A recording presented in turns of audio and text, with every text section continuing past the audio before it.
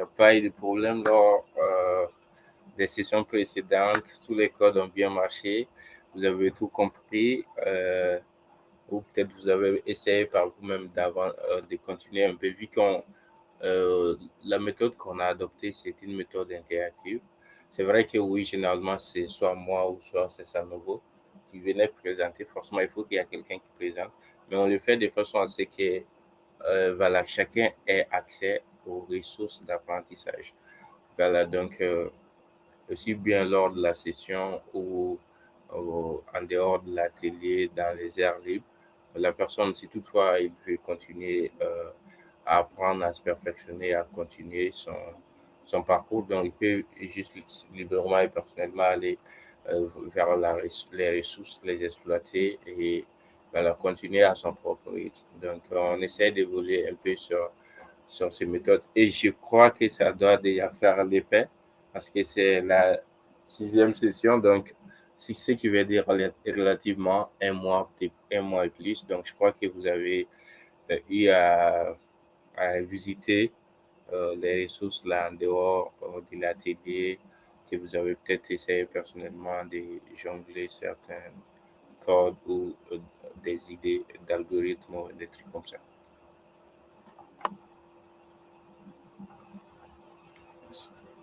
J'espère que c'est le cas.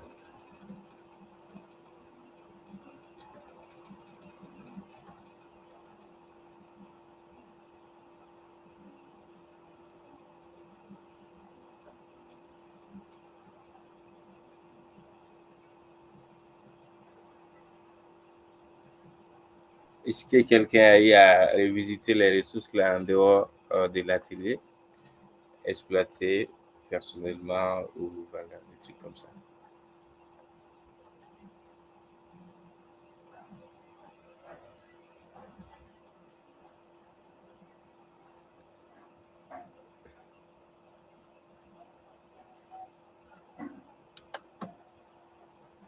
Ok.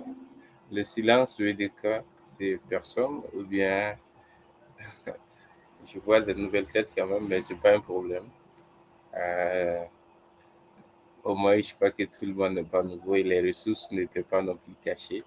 Et voilà, là où les vidéos sont, les enregistrements se trouvent, il y a également des ressources là-bas.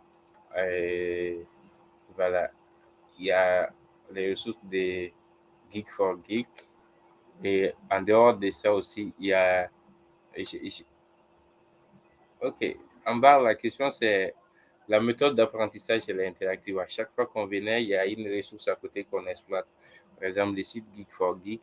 Et récemment, j'ai également partagé un lien qui va vers un cours, disons, ou un site web voilà, de Python pour Google. C'est ce que Google même enseignait à l'intérieur, dans l'entreprise, même à ses employés, Python en fait. Il y a, j'ai récemment ajouté ça également au dossier Drive, là où il y a les enregistrements. Voilà, donc la question c'est, vu que les ressources sont open à tout le monde, est-ce que vous avez eu, en dehors de l'atelier ou des sessions, à revenir sur les ressources, essayer d'exploiter, euh, voilà, et évoluer vous-même, essayer de vous perfectionner ou d'avancer, parce que c'est fait pour ça, en fait. Euh, c'est ça la question.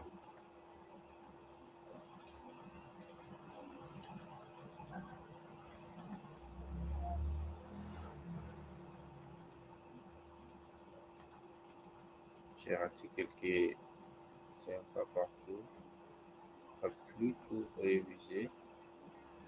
Ok. Ah, alors, si vous ne touchez pas aux ressources, c'est pas gagné, hein.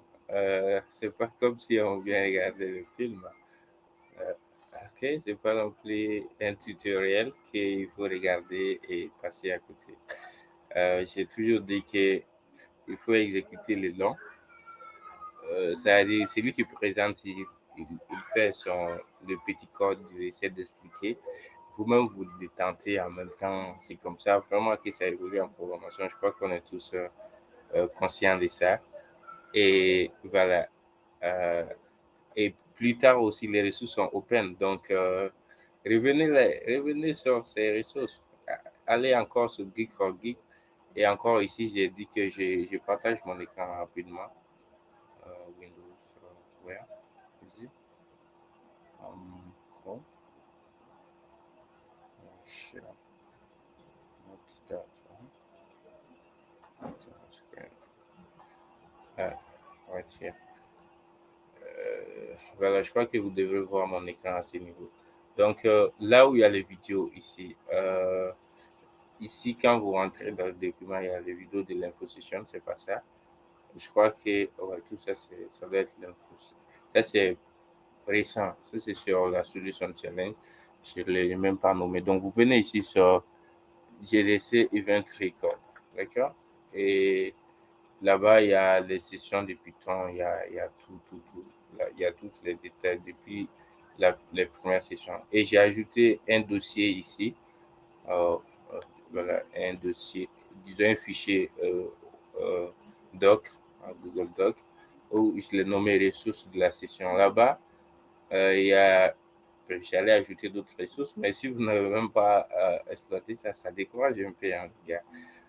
Geek for Geek, déjà, c'est ce qu'on exploite. Là-bas, il y a tout pour apprendre, en tout cas, Python de A à Z. Voilà, il y a aussi les questions d'interview. Vous pouvez vraiment l'apprendre de A à Z, du niveau débutant jusqu'au niveau professionnel. Il y a tout là-bas. Et récemment, j'ai ajouté ça à cours de Python Google. C'est en fait, c'est les cours que Google même enseignait à l'intérieur voilà, de l'entreprise. Ben, ça date un peu quand même. Mais bon, peu importe, c'est Python, c'est le même langage. Donc, voilà. Démarrer, innover. J'ai déjà un profil Google quelque part. Why you need coming in French? Bon, ok. Ça doit venir en français, vous pouvez le traduire. Donc, quand vous venez ici, vous voyez Google for Education, donc il y a Python. Donc, il y a tous les détails. Ici, vous pouvez voir les setups, comment installer Python. Voilà. En tout cas, ici, vous pouvez accéder à tout concernant Python. Vous voyez comment installer, comment exécuter un code Python. Ensuite, il y a la partie introduction. Voilà, vous voyez quelques exemples de codes ici. Et voilà, donc tout ça. Et voilà, ça c'est si vous voulez ajouter une retouche de Google. Mais vu que Python n'a rien à voir avec Google, donc je n'ai pas obligé d'utiliser ça. Mais vous êtes libre quand même. Voilà, ça c'est pour les listes. On a fait, les strings, on a fait ça, les chaînes de caractères. Les listes aussi, précédemment, on vient de faire ça. Voilà, c'est plus ou moins la même chose, en fait. Ensuite, sorting, donc ça c'est pour le triage. Donc, on n'a pas encore fait ça. Donc, on a le dictionnaire et les files. Et voilà. Et je ne sais même pas ici, on va même retourner sur ça. Donc, à la fin, il y a aussi des exercices qui vous aideront à vous entraîner et il y a les solutions à l'appui. C'est vraiment des exercices qui sont costauds. Il y a les niveaux débutants, niveau un peu avancé. Donc, il y a des fichiers, vous pouvez les télécharger, vous pouvez juste les regarder. D'accord? Voilà, donc je crois que c'est téléchargeable. Voilà, vous allez télécharger ici download de Google Python extrait zip. Donc, vous allez télécharger euh, ce dossier zip et vous allez en zipper et voilà. Et il y a les ressources là-bas. Voilà. Et il y a des exercices, on explique les programmes, disons les problèmes et on vous demande de les résoudre.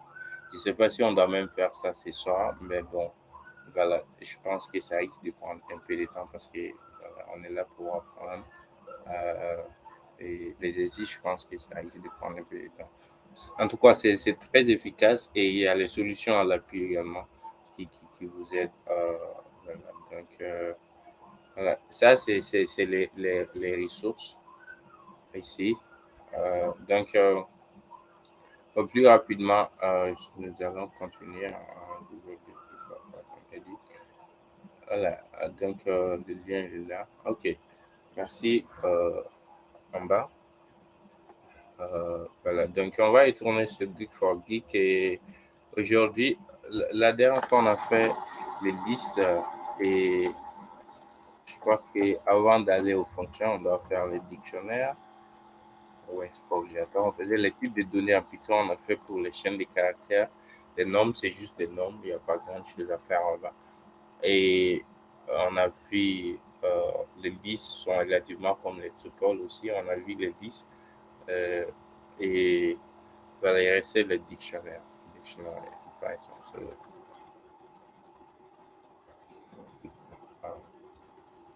Je crois qu'on va voir les dictionnaires aujourd'hui rapidement. J'ai entendu les, les fonctions. Il y a certains qui réclamaient les tickets Robert Thornton.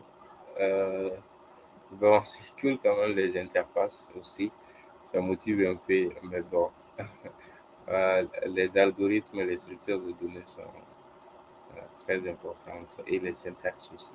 Donc, si on comprend ça déjà, la suite, euh, je pense que c'est un peu facile. Ici, directeur, c'est pour le dictionary, ouais, c'est voilà. Donc,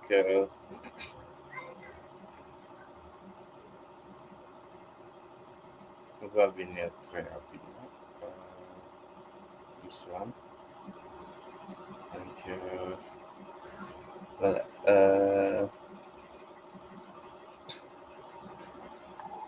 Ok. Voilà. Maintenant, oui, on n'avait pas vu les tuples, donc je vais me profiter de le montrer très rapidement. Un petit peu plus de temps, at least. Donc, je crois que vous pouvez déjà faire vos setups et ouvrir vos éditeurs. Si vous avez un éditeur de Python, ouvrez vos éditeurs. Alors, si vous n'avez pas d'éditeur, je crois qu'on doit avoir une solution à ça. Allez voir CodeLab, Google CodeLab. Et déjà, une fois que vous avez accès à Internet, vous pouvez euh, exécuter voilà, les codes Python. C'est principalement fait pour les machine learning et le deep learning, les CodeLab. Mais bon, voilà, vous pouvez exécuter vos codes standard Python là-bas. Donc, voilà. On va les liens ici.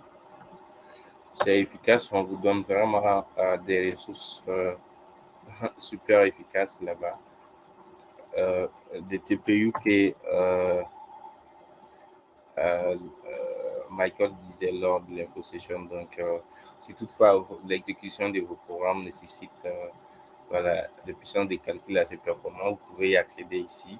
C'est directement connecté à Google Cloud qui utilise des VM, des machines virtuelles assez puissantes. Donc, voilà, le lien est en commentaire. Si vous n'avez pas d'éditeur Python, installez VS Code, PyCharm ou bien Jupyter Notebook ou quelque chose d'autre comme ça. Vous pouvez cliquer sur ce lien et ça va vous permettre euh, voilà, d'exécuter vos codes Python sur le web directement ici. Par exemple, si vous venez, vous allez voir bienvenue le code ici et vous cliquez juste sur code et ça va lancer une instance. Ouais, déjà c'est là. Et on peut faire ça. Je vais voir.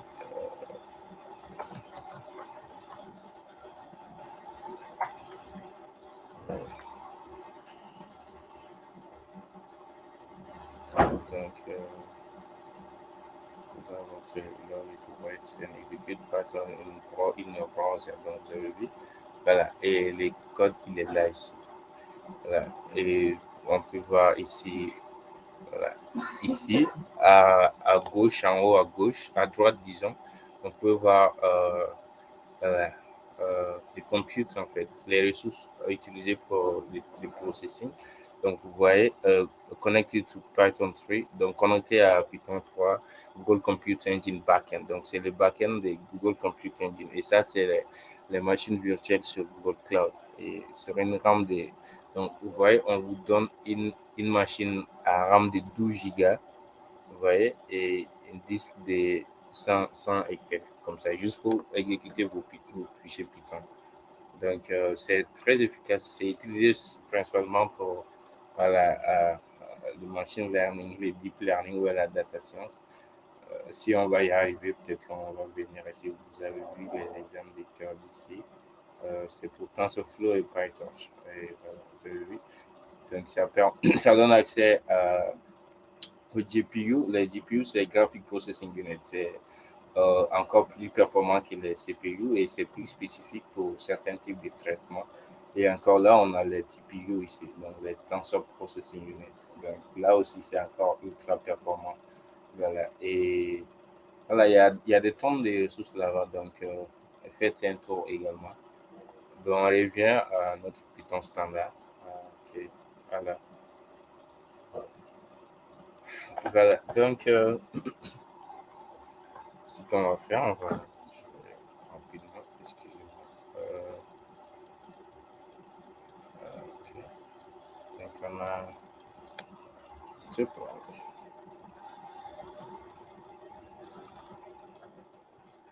Donc, tu peux la paille. Paille, pour les plus, tu veux des différentes de paille. Voilà. Donc, il y a un type de données en Python qu'on appelle tuple. Bon, c'est en anglais quand même, mais bon. Voilà. Je pense que c'est mieux de les comprendre comme ça. Par exemple, les tuples, c'est des données du genre comme ça. Hein, donc, pour déclarer, pour créer euh, une variable de type tuple, ici, on fait les types et à l'intérieur, on fait les parenthèses et on ouvre les parenthèses et on met les données qui se trouvent voilà, de la variable à l'intérieur. Donc, pour réfléchir, on peut prendre ça typé. Et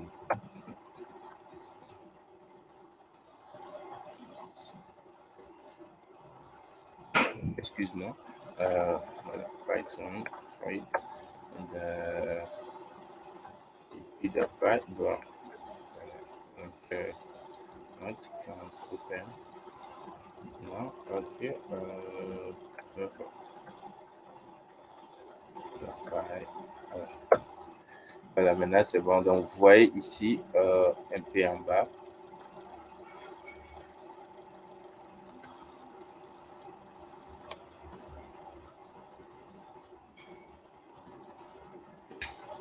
voilà, donc voilà notre donnée, la variable tuple a été affichée ici. Donc, on peut tester son type euh, en faisant les types de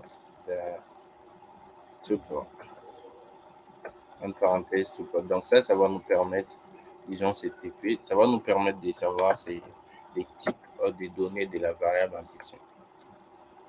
Donc, voilà, vous pouvez voir ici, le type c'est classe tuple. Donc, tuple, c'est des types de données spécifiques en Python pour certaines tâches. Euh, L'une des caractéristiques d'un tuple, c'est qu'elle dit que c'est immuable. En formalité, on dit immutable. Donc, c'est qu'une fois qu'on le fixe, on fixe la valeur de la variable de type tuple. Donc, on ne peut pas le changer assez facilement ou manipuler, comme les cas des listes. Donc, voilà, je crois que c'est important dans certains cas d'utilisation. Et voilà, maintenant, si on veut accéder à un élément, à un élément d'une variable de type tuple, donc on fait comme ça, tout comme les listes. Et voilà. Donc, vous avez vu que l'index 0 correspond euh, voilà, au premier élément du tuple de, euh, du donné, donc premier élément de l'ensemble, si on veut bien. Donc, par exemple, on peut faire 1. Là, ça doit correspondre à D. Voilà, donc vous avez vu les D ici qui s'affichent très bonnement. Voilà, ainsi de suite. Voilà, donc plus ou moins les tuples ont on peut faire des opérations sur les tuple comme les, les,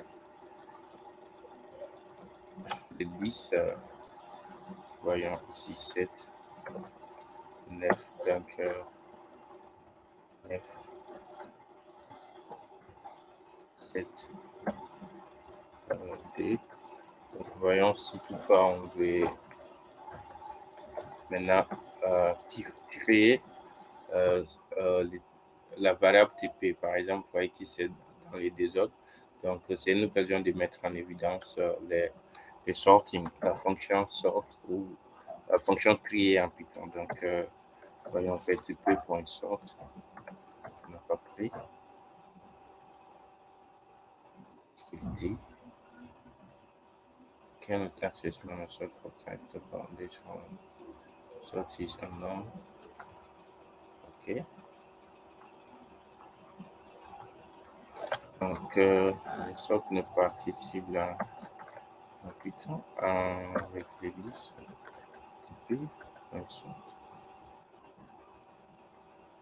Ce qui te reçoit la review to publish TP is unknown. OK, donc sort. Là, c'est bon. OK. TP, sort. Donc, je pense que c'est là, c'est une façon, c'est une mise en évidence des tuples. En principe, si on fait ça une liste, elle doit être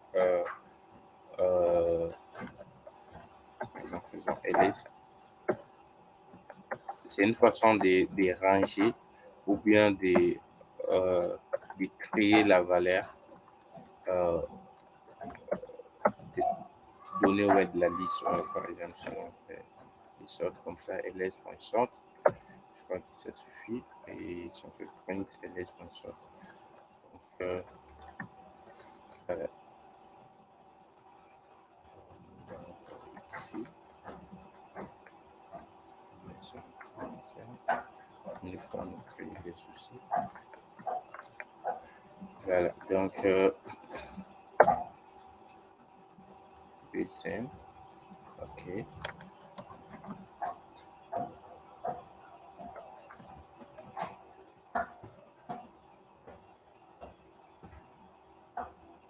None. This is 25. OK. Let's construct the list.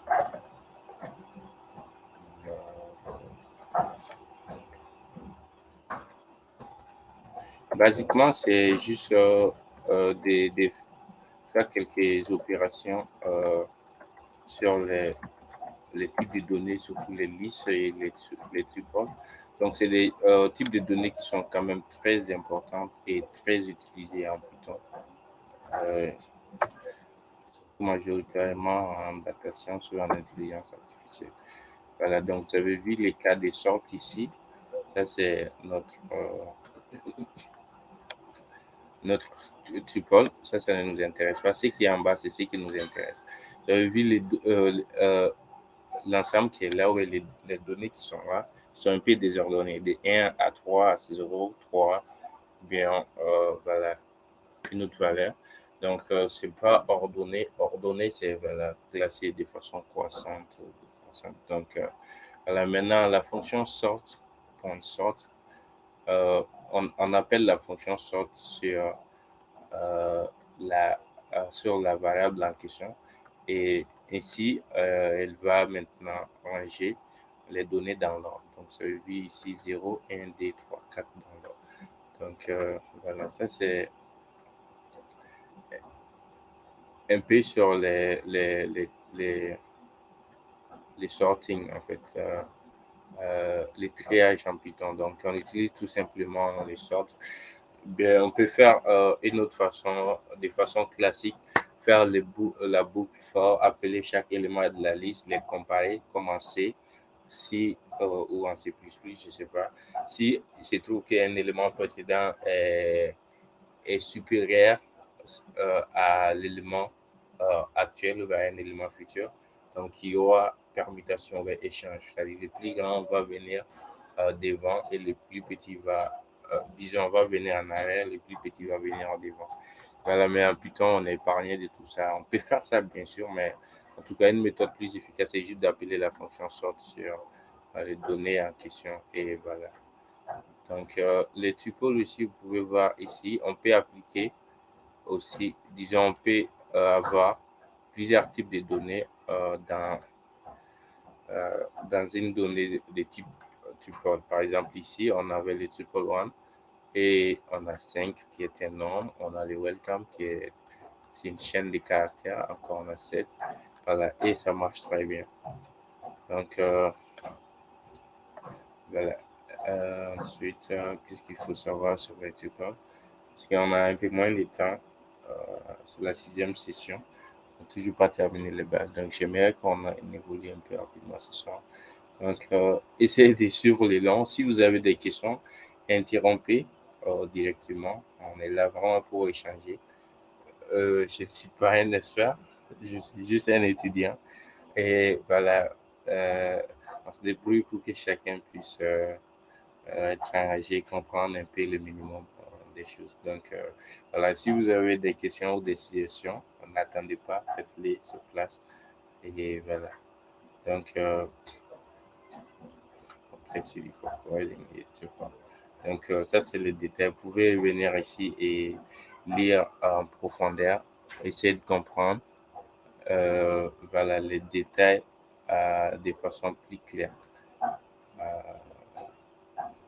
Select language, French. Where is it? Okay. Très bien. Tu peux là, putain. Voilà. Donc, qu'est-ce qu'on devrait encore faire montrer?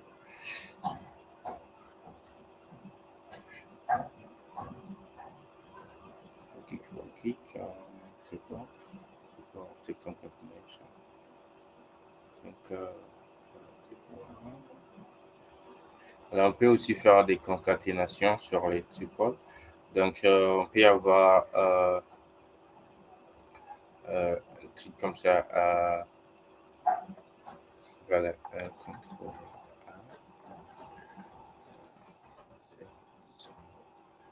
A. C'est simple.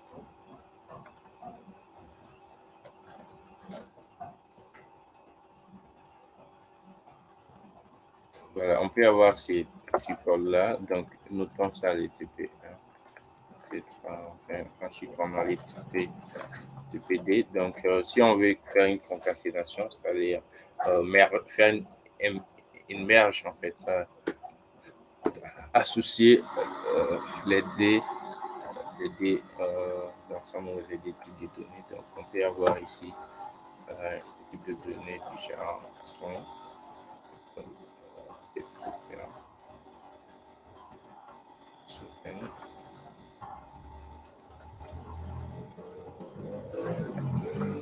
voilà, donc on va faire comme ça. Printer de façon ça, TP égale à TP1 plus TPD.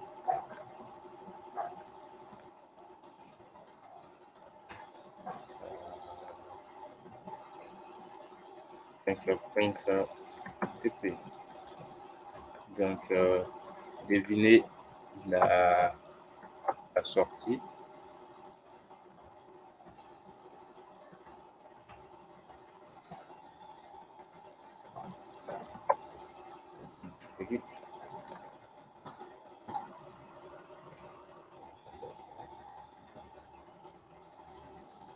Si quelqu'un peut nous dire ce qu'on va obtenir à la sortie de ces codes ici, présent.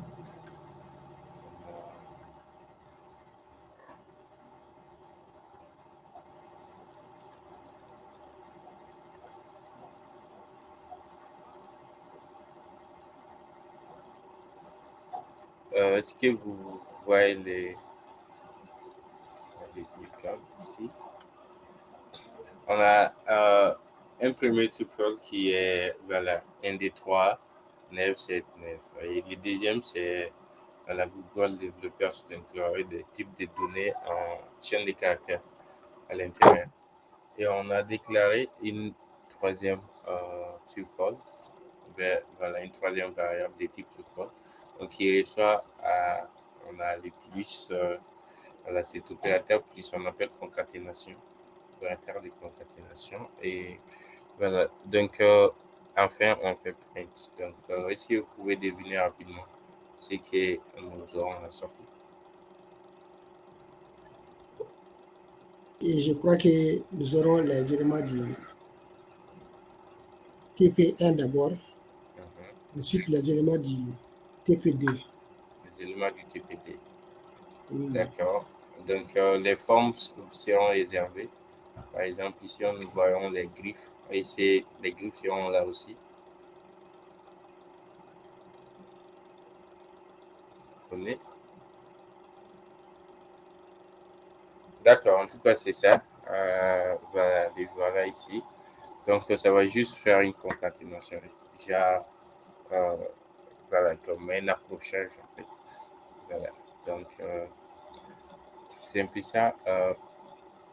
Maintenant, si on veut faire, par exemple, je peux faire une opération sur ça.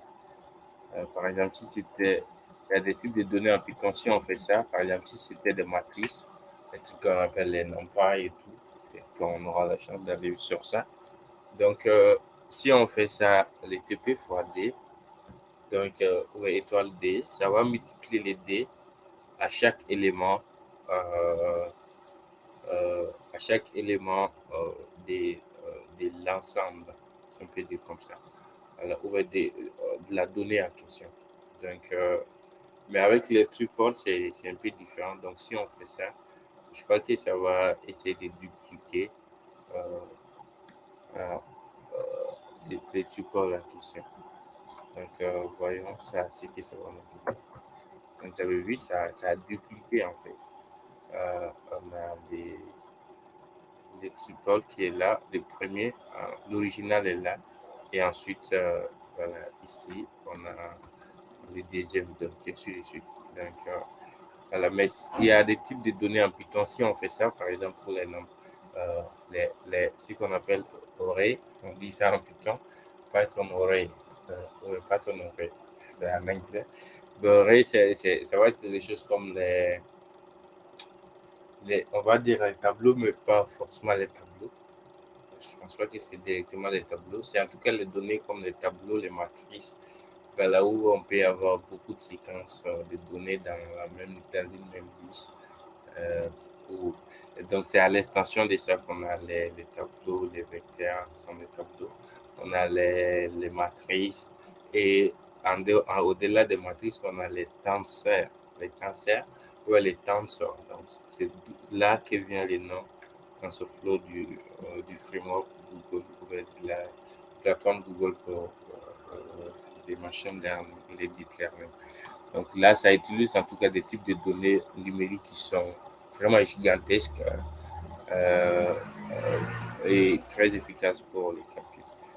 Ben, on va réserver ça pour les sessions de machine learning. Donc, continuons pour l'instant.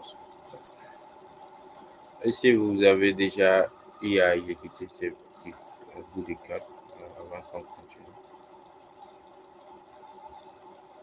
Des questions, Sofa?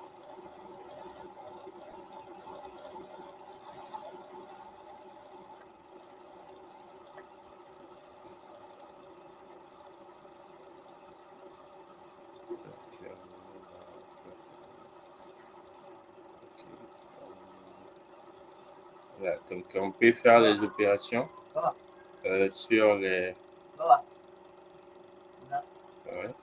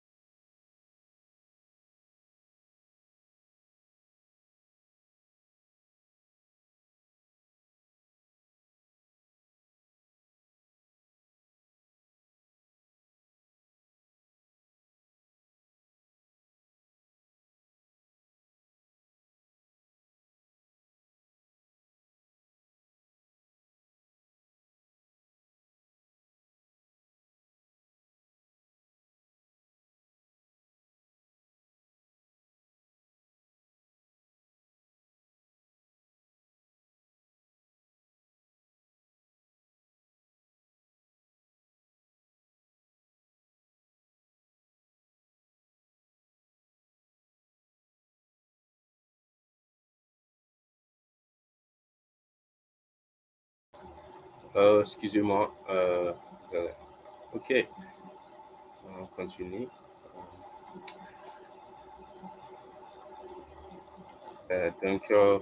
Vraiment, les tuples ou les listes, il y a juste quelques spécificités. La différence, c'est que les listes peuvent être sont mutables. Donc, mutable, c'est qu'on peut faire beaucoup d'opérations là-dessus, on peut les changer, on peut les remplacer comme on veut. Mais pour les tuples, c'est pas évident. Les tuples sont des types de données stables en Python. Donc, on store dans ces genres des types de données les données qui sont voilà, un peu stables, si on peut dire comme ça, qu'on n'aura pas besoin d'échanger fréquemment. Voilà. Donc, c'est un peu ça. Sinon, toutes les opérations qu'on peut faire sur les tuples, presque on peut les faire sur, disons, sur euh, les, les listes. Surtout, on peut les faire sur les tuples. Donc, les listes, par exemple, ici, on peut utiliser ça pour voilà, chercher. Voici la liste des fonctions disponibles, qu'on appelle méthodes encore. Les méthodes qu'on peut, les fonctions ou les actions qu'on peut faire sur les tuples. Donc, on peut obtenir l'indice ou l'index d'un élément du tuple. Quand il est en train de s'efforcer de traduire ça en français, on voit la fréquence. Voilà. Donc, ça, c'est des ressources à exploiter plus tard. Peut-être vous pouvez venir utiliser ces quelques fonctions et voir comment ça va se passer. Mais ce qui seront les plus utilisés généralement dans les cas généraux, c'est les slicing. Je ne sais pas comment je peux dire ça en français. C'est un peu comme les découpages en fait. Donc, on a également, bien évidemment, vu voir ça aussi avec les listes. Donc, par exemple, on peut faire comme ça un, voilà, donc un, deux points. Et voilà, on ne fait rien encore, donc il faut en faire mon ATP. Et voilà, donc, et ça, voilà, ça doit, en principe, commencer à compter à partir euh, des, des, des dés, disons. Euh, euh, Voyons quel était le premier élément du tout point. Donc, ici, ici,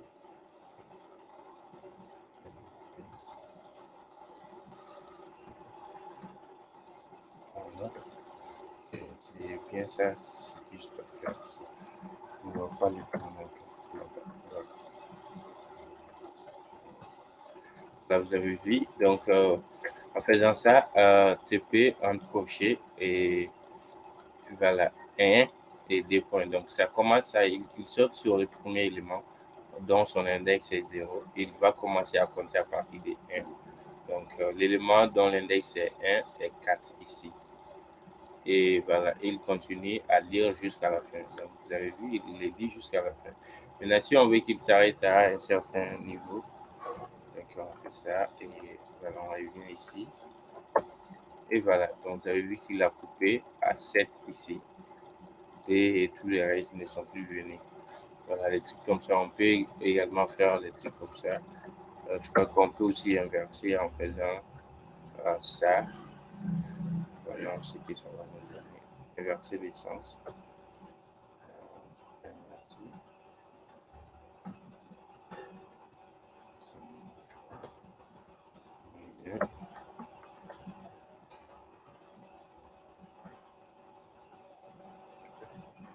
Voilà, vous avez vu, donc on peut inverser aussi euh, les données, les éléments du tout comme les cas de la liste ou des listes. Donc, voilà. Donc, ça, c'est juste globalement sur les listes. Je dis qu'on ne va pas trop tarder sur ces notions. En tout cas, c'est juste des types de données en Python qui est très bien de connaître. Donc, vous pouvez jongler sur ces quelques codes et retourner sur les ressources et approfondir davantage. Donc, on va voir les dictionnaires. Voilà, les dictionnaires aussi sont des types de données en Python qui sont utilisés pour voilà, stocker différents types de données et encore donner plus de flexibilité au code ou en tout cas à l'utilisation. En fait, c'est comme vous allez dire pourquoi tous ces types de données. Voilà, c'est quand même très important. C'est tout comme dans la réalité. Par exemple, on a différents types d'aliments. On a différents types de plats, on a différents types d'habillement, on a différents types euh, voilà, d'appareils que nous travaillons avec, des véhicules, les vélos, les voitures, les avions, les trains, les camions, les motos, tout ça, chacun de ces véhicules ont leurs avantages, leurs inconvénients, leurs cas d'utilisation spécifiques. Donc, c'est pourquoi une telle diversité également. Donc, maintenant, si on veut créer un dictionnaire en Python, donc, le dictionnaire, c'est tout comme les mots dictionnaire, hein. Par exemple, si on cherche un élément dans un dictionnaire, disons qu'on cherche programmer dans le dictionnaire. En fait, c'est programmer qu'on cherche, mais c'est pas programmer en question qu'on est en train de chercher. On est en train de chercher l'essence du mot programmé ou bien l'élément ou la valeur que contient les mots programmés. Sinon, les mots programmés en question ne nous intéressent pas. Donc, ainsi, le mot programmé c'est considéré comme l'indice de ce que nous cherchons. Donc, les dictionnaires en Python aussi, ça marche un peu comme ça. Donc, on a l'élément et l'indice de l'élément. Donc, l'élément et son indice travaillent ensemble. Par exemple, on a A qui correspond à 1, on a B qui correspond à 5, par exemple. Et ensuite, on a C qui correspond à, disons, C doit être en chaîne, en caractère, en string. C correspond à 8, par exemple. Donc, on peut faire print bit ici, print bit C, enregistré. Et maintenant, sur clear, on va nettoyer un peu. Ensuite, on a, vous avez vu, il affiche exactement ici comme on l'a déclaré. Maintenant, de la même façon, si on veut accéder à un élément spécifique du dictionnaire, voilà, donc c'est toujours la même façon avec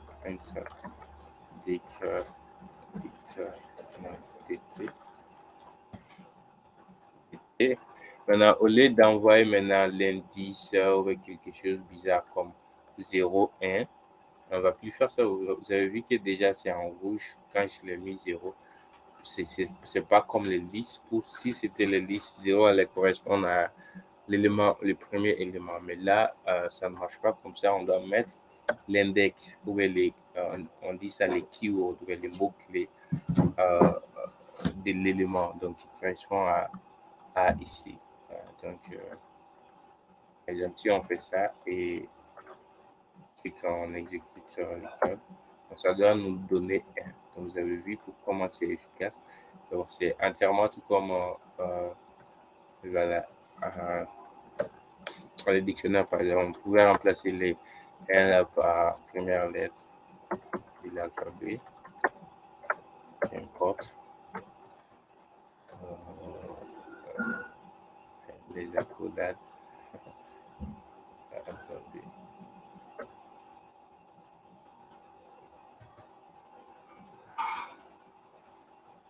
Première lettre de l'alphabet.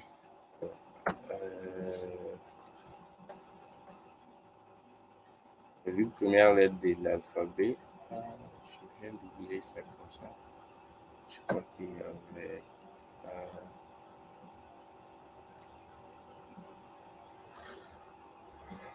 Comment mettre les accents? J'ai légèrement oublié ça. Mais en réalité, le français, ça fait chier.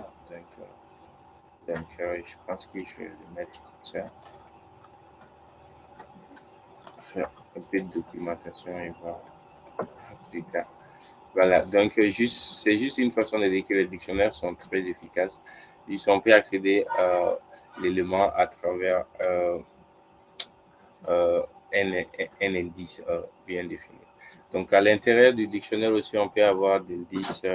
Par exemple, ici, on peut avoir un élément, ici, disons D, dont, voilà, ici, 3, 4, 5, par exemple. On peut avoir plusieurs types de données aussi dans les dictionnaires, vous avez remarqué. Là, c'est les chaînes de caractères, là, c'est un caractère. Et bien, là aussi, les keywords du mot en question, c'est un caractère. Et la valeur est un nombre, donc, ou est numérique. Donc, ça ne m'affecte pas trop. C'est bien possible, on peut avoir beaucoup de types de données là-dedans. Donc, vous avez vu. Voilà. Donc, voilà. Également, de la même façon, si on veut accéder à tel ou tel élément, donc ici, on va dire, par exemple, si on veut accéder à 4 ici, euh, comment on peut faire ça? Quelqu'un a une idée, si on veut accéder à 4 qui se trouve ici, euh,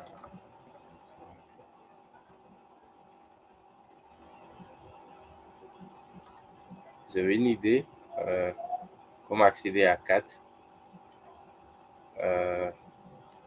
là, ici? Comment faire pour afficher 4?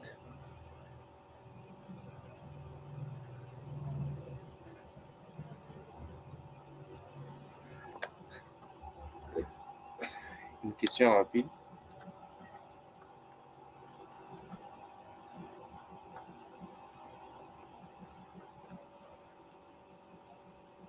Allô, vous êtes là? On veut accéder à 4, l'élément 4 qui se trouve en deuxième position et deuxième position du dictionnaire et deuxième position de la liste. Donc, on a un dictionnaire à l'intérieur duquel on a une liste. Donc, on veut accéder à un élément de cette liste. Comment on le fait?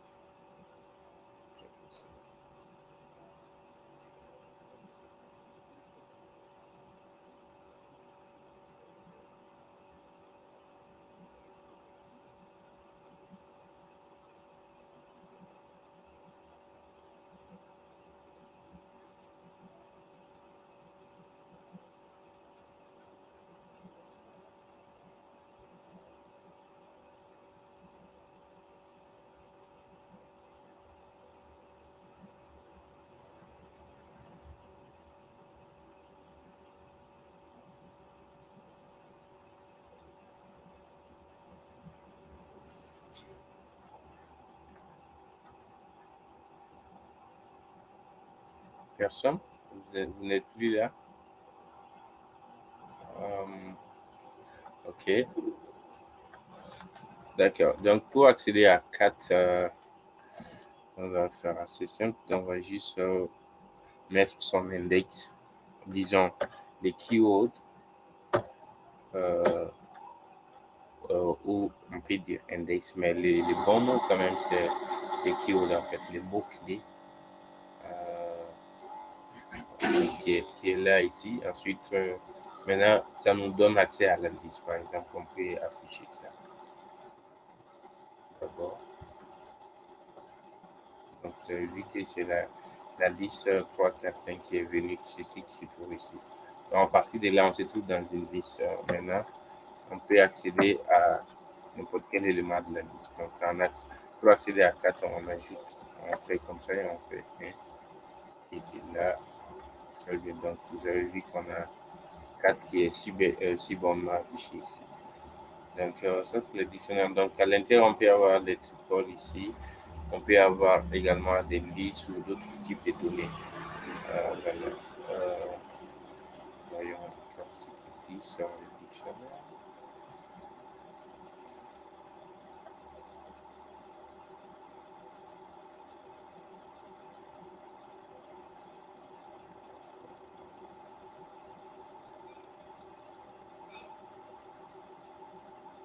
Les gars, on dirait que vous avez sommeil. Hein? Ou bien qu'est-ce qu'ils n'ont pas?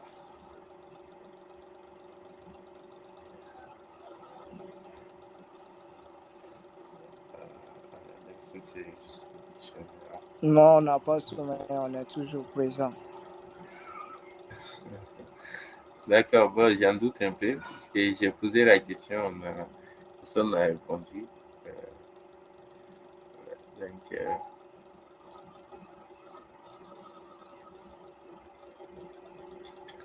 voilà, une autre façon aussi d'écrire les dictionnaires, c'est d'utiliser le mot dict.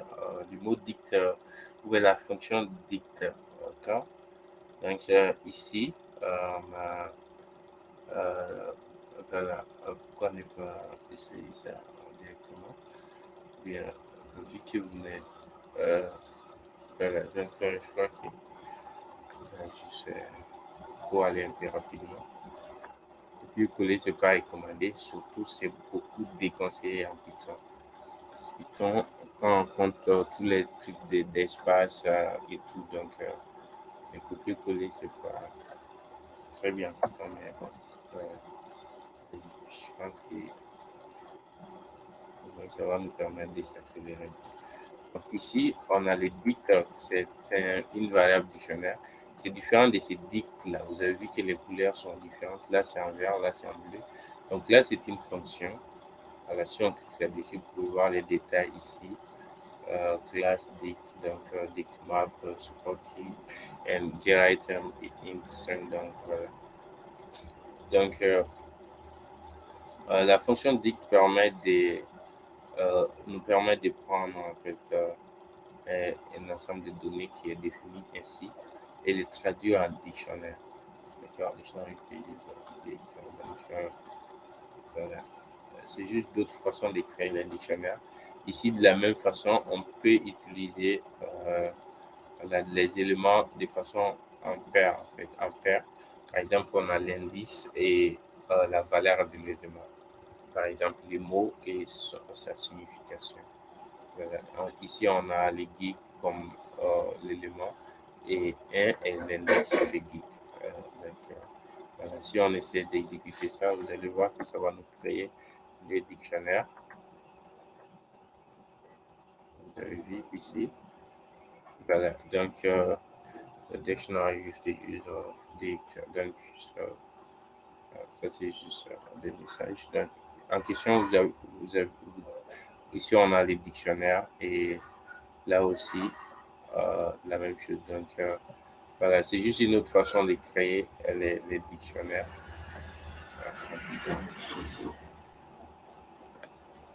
D'accord. Donc,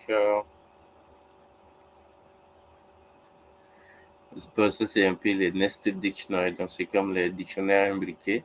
On peut avoir un dictionnaire aussi à l'intérieur duquel on a une autre dictionnaire. Donc, c'est tout comme les listes. On avait aussi les nested lists ou les listes imbriquées. Ou aussi pour les supports, c'était la même chose. Donc, on peut avoir les dictionnaires ici et à l'intérieur, on a une autre dictionnaire. Par exemple, on a un D. Pour les D, on pouvait avoir ici notre dictionnaire. Voilà, on a A.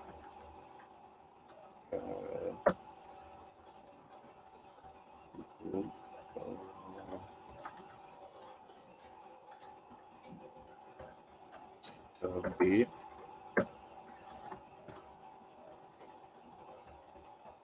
Fini habité. Voilà. Donc, vous avez vu que les B, si on les met tout court, il va raconter des histoires. Il faut toujours les mettre, si c'est un caractère, il faut les mettre en string.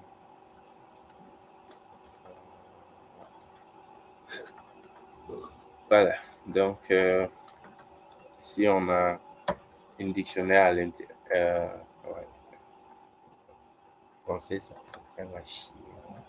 On a un dictionnaire à l'intérieur de notre. Donc, voilà. Ici, en voyant ça, donc vous pouvez voir ici comment c'est affiché. On a un dictionnaire ici qui s'étend de là jusqu'à la fin. Voilà. Et de la même façon, on a encore une autre dictionnaire ici. On a un dictionnaire ici. Donc, voilà.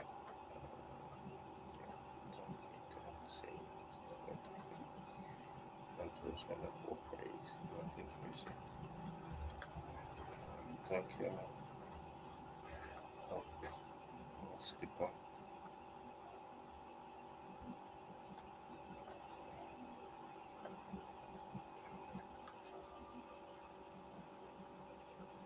Voilà, donc ça, c'est juste le cas de nested dictionary, ok, de dictionnaire imbriqué.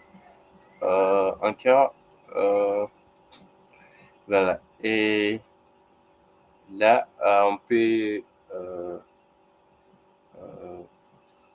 en fait créer un dictionnaire vide, un dictionnaire vide, blank dictionary, et on peut continuer à ajouter des éléments, tout comme le cas des listes aussi. Je crois qu'on a vu ça avec les listes. Par exemple, on peut faire des T comme notre dictionnaire. Donc, en faisant ça, on crée un dictionnaire vide. D'accord? Et maintenant, on peut dire dt.dt 0 égale à dt 1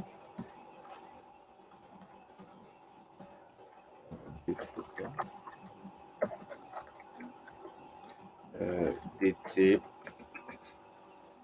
Voilà. On peut ajouter également des trucs comme ça, dta comme indice. Là, c'est permis avec les dictionnaires, pas avec les listes. On peut avoir ici. Ainsi, on peut faire un print notre dt. Donc, vous pouvez remarquer qu'ici, ici, on avait fait le print dt. Il allait nous afficher, en fait, le premier print va afficher un dictionnaire vide. Et le second, maintenant, va afficher un dictionnaire avec 3 éléments dont les indices sont là, ici. Vous pouvez les clés, si vous voulez. Vous avez vu ici. Voilà, le premier dictionnaire, il est là, vide, rien n'est dedans. Maintenant, on est en train de mettre des éléments à l'intérieur. C'est comme si on a un petit panier. Et au fur et à mesure, on est en train de remplir les paniers. Voilà, avec des éléments spécifiques. Donc, c'est ce qui est là. Mais j'aimerais savoir, Oui, est-ce qu'on pourrait donner un nom au dictionnaire? un nom, Oui, par exemple. par exemple, des noms du dictionnaire, parce que ce que je suis en train de comprendre, le dictionnaire, c'est un peu comme un tableau, non? D'accord. Bon, tableau, si vous voulez le comprendre dans ce sens, tableau, c'est un type de données spécifiques. Le dictionnaire aussi est un type de données spécifiques. Mais de façon relative, on peut le comprendre comme un tableau aussi. Oui. On a Voilà, l'index bon. et on a les éléments qui correspondent à chaque index. Oui. Allez-y, je vous écoute. Oui, mais maintenant, est-ce qu'on peut créer plusieurs dictionnaires? Bien sûr, bien sûr. On peut donner n'importe quel nom au dictionnaire. Par exemple, voilà. D'accord? Et il va juste falloir qu'on change là où il y a les noms, par exemple, ceux qui sont en rouge. J'avais également montré les nested dictionary ou les dictionnaires imbriqués, où on peut avoir une dictionnaire à l'intérieur de notre dictionnaire. On peut également créer voilà, des tonnes de dictionnaires dépendant du besoin. Par exemple, ici, vous pouvez voir qu'on avait un dictionnaire vide, disons, excuse-moi. Ici, vous avez vu les accolades. Pour créer un dictionnaire, on ouvre et on ferme les accolades. Si c'est les listes, c'est les crochets. Si c'est les tuples, c'est les parenthèses. Voilà. Les 7 aussi, c'est les crochets. Mais c'est différent avec les dictionnaires parce que les 7, je crois qu'on a eu à voir tout ça dans les sessions précédentes. Sinon, quelqu'un peut me rappeler. Les 7, là, c'est juste des types de données comme ça. Mais les valeurs qui seront dupliquées ne seront pas prises en compte. Par exemple, ici, on a un des 4, 4. Donc, si on essaie de faire les prints de ça,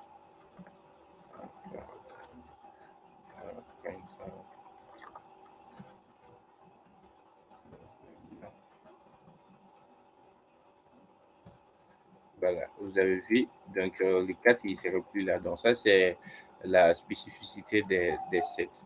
Voilà. Maintenant, les dictionnaires, on crée bien sûr avec les accolades, mais à chaque. Les valeurs ne sont pas attribuées comme ça. On a chaque élément correspond à une clé, si vous voulez bien, ou un indice. Mais le bon mot, c'est la clé. Et en matière de comment nommer ou bien combien de dictionnaires, on peut avoir autant que nous voulons, dépendant du besoin. Ouais. Je crois que ça répond à la question. Ou bien...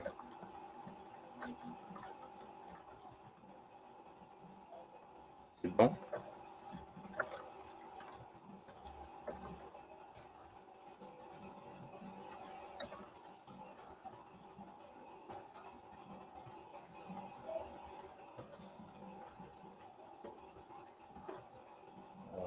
Voilà. C'est un peu tout.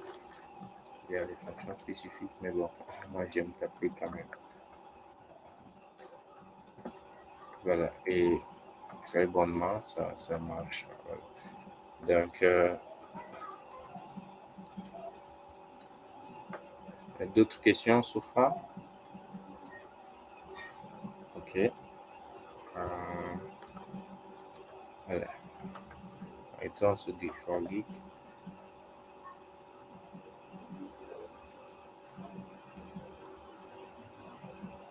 Donc, on peut aussi mettre à jour on peut mettre à jour un élément ou bien les valeurs, les données d'un dictionnaire.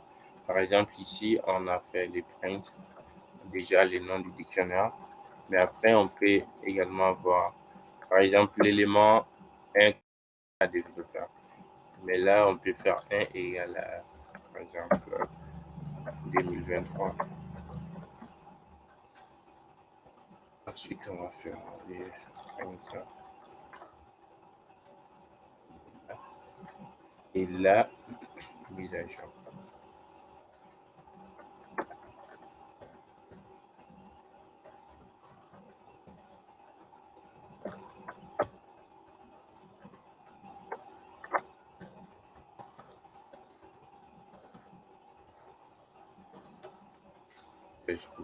Donc, voilà, vous avez vu que les développeurs a été remplacé par 2023. Donc, juste, on peut facilement faire la mise à jour d'un élément du dictionnaire de cette façon. Donc, d'autres à savoir sur le dictionnaire. Les for loop, les if ou n'importe quoi d'autre s'applique. Voilà. On utilise soit la clé, on utilise toujours la clé des éléments. C'est pas l'index comme les listes où on a dans l'ordre 0, 1, 2, 3 jusqu'à la fin. Mais c'est la clé, ça dépend de n'importe quelle clé. Ça peut être un mot de passe qu'on utilise ou juste un nom, une chaîne de caractères, un chiffre quelconque.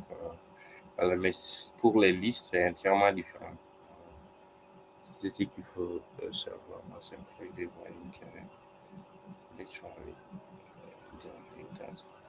donc, ça, c'est juste les méthodes supplémentaires sur les dictionnaires.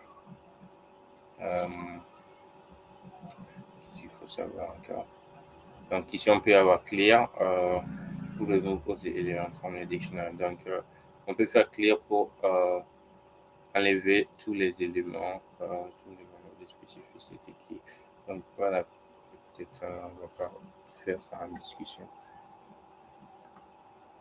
J'estime que vous codez les langues.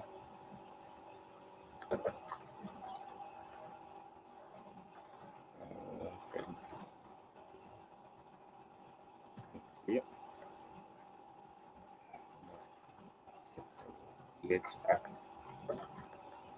Voilà. Donc, on peut utiliser ça pour accéder à un élément.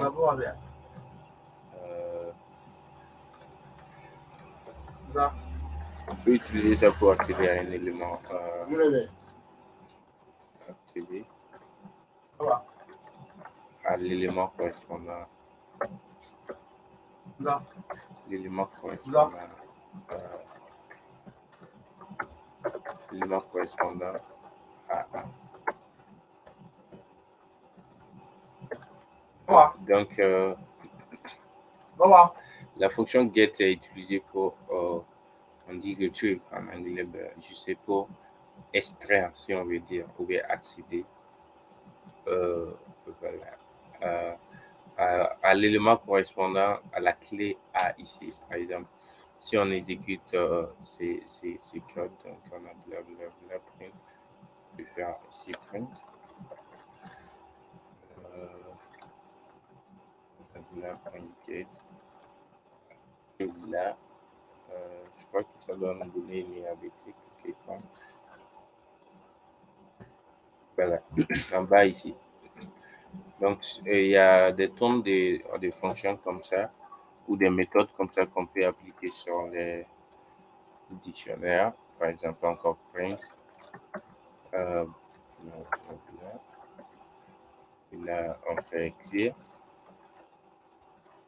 Donc, clear va nettoyer, je crois, tous les éléments du dictionnaire et va faire un dictionnaire vide. Vous avez vu ici qu'on a nomme. Il a entièrement nettoyé tous les éléments qui se trouvent dans le dictionnaire entier.